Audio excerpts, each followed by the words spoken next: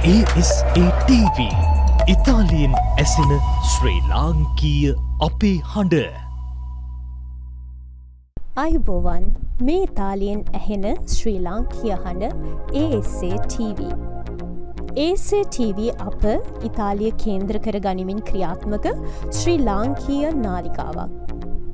අධ්‍යාපනය විනෝදාත්මක සංවාදශීලී දැනුම බෙදාහරින නාලිකාවක් ලෙස ඔබ අතර ජනප්‍රියත්වය වෙන්ම ගුණාත්මක භාවය ඉහළින් වැජවීම අපේ ප්‍රාර්ථනයයි.